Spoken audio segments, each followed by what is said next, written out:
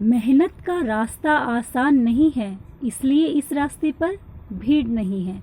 दुनिया आपको गिरा सकती है, दुनिया आपको गिरा सकती है, लेकिन हरा तब तक नहीं सकती जब तक आप खुद हारना न चाहो।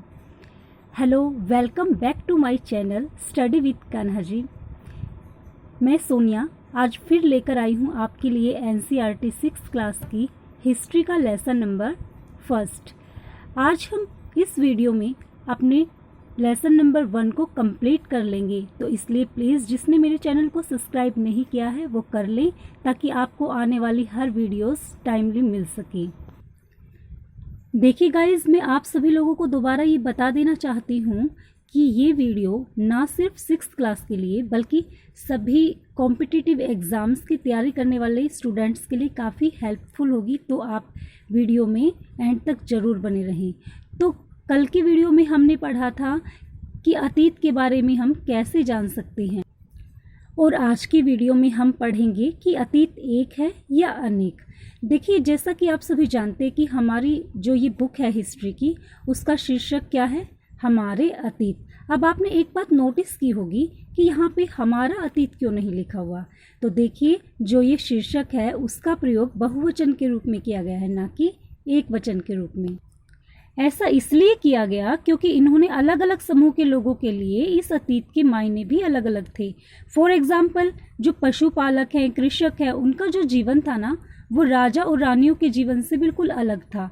ठीक है, हम जैसा आज भी देखते हैं कि उस समय भी देश के अलग अलग हिस्सों में लोग अलग अलग व्यवहार उनके थे, अलग अलग रीति रिवाज है, उन सब का पालन वो करते थे।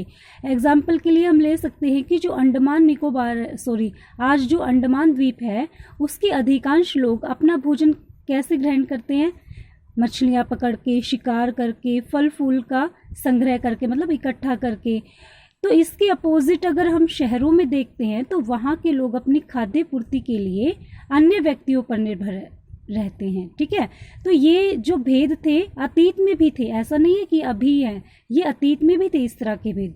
तो एक अन्य तरह का भेद है इसके अतिरिक्त, क्या कि जो उस समय शासक होते थे ना, वो अपनी विजय का लेखा जोखा रखते थे। मतलब जितनी भी लड़ाइयाँ होती थी वो उनके बारे में लेखा जोखा रखा करते थे, जबकि जो बेचारे शिकारी होते थे, मछुआरे होते थे, मतलब जो आम जनता होती थी, वो क्या करते थे? वो अपने कार्यों का लेखा जोखा नहीं रखते थे। पुरातत्व की सहायता से हमें उनके जीवन के बारे में बहुत कुछ जानने में मदद मिली है। हालांकि अभी भी क्या है कि इसके बारे में कुछ जानना हमारे लिए बाकी है। ये तो हो गई हमारे अतीत एक थे या अनेक, उसकी बात। अब बात करते हैं हम कि उस टाइम जो ये तिथियों का मतलब है ये क्या था। देखिए, अगर आपसे कोई पूछता है तिथि के विषय में, तो आप शायद उस दिन की तिथि, माह, वर्ष, जैसे कि 2000 या इस तरह का कोई वर्ष बताओगे। लेकिन अगर आपसे कोई ये पूछने लगे कि ईसाई धर्म प्रवर्तक जो ईसा मसीह थे, उनके जन्म की तिथि अगर आपसे कोई पूछने लगे तो क्या कहोगे? देखिए, वर्ष 2000 कहने का क्या मतलब है कि जो ईसा मसीह का जन्म हुआ था वो वर्ष 2000 के बाद से माना जाता है। उनके जन्म की जो पहले की जितनी भी तिथियां हैं वो किसके रूप में मानी जाती है? ईसा पूर्व के रूप में। तो इस पुस्तक में हम 2000 को अपना आरंभिक बिंदु मानते हैं और उससे क्या करते हैं कि वर्तमान से पूर्व की तिथियों का उल्लेख करते हैं। देखिए स्टूडेंट्स, अब जो मैं आपको बताने जा रही हूँ वो बहुत इम्पोर्टेंट है उन सभी बच्चों के लिए जो सीटेट की स्पेशली तैयारी कर रहे हैं, क्योंकि यहाँ से आपके बहुत से क्वेश्चन निकल के आते हैं। अब देखिए, लिखा हुआ है कि अंग्रेजी में BC का क्या मतलब है। BC का मतलब होता है बिफोर क्राइस्ट, मतलब ईसा पूर्व। कभी कभी आपने तिथियों से पहले जो है AD लिखा पाती हो कहीं कहीं पे।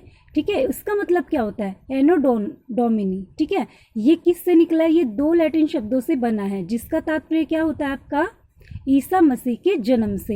अब कहीं कहीं पे AD की जगह CE लिखा होता है तथा BC की जगह BCE आपको ये देखने को मिलता है। तो इन अक्षरों का क्या मीन्स होता है?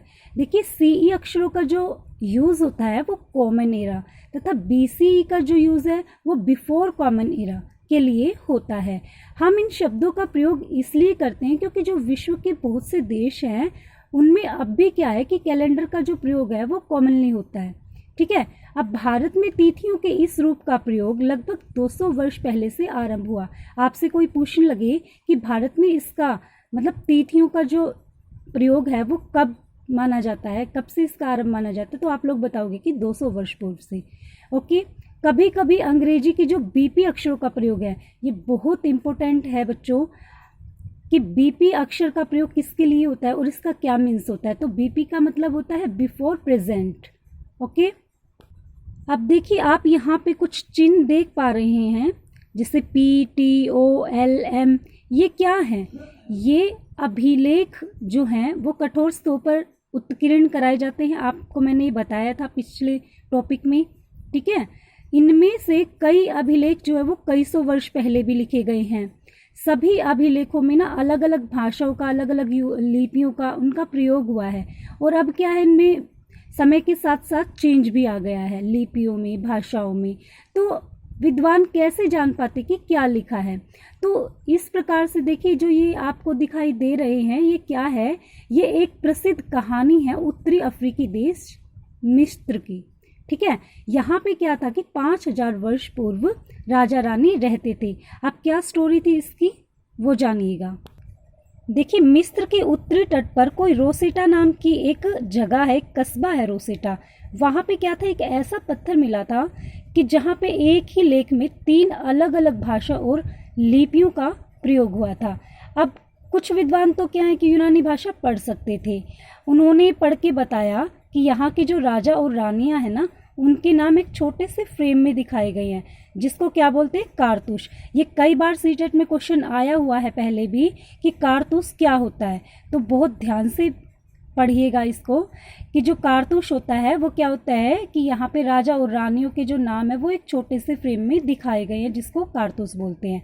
अब इसके बाद जो विद्वान हैं उन्होंने यूनानी और मिस्र संकेतों को अगल बगल से रखते हुए मिस्री अक्षरों की समानार्थक ध्वनियों की पहचान की है।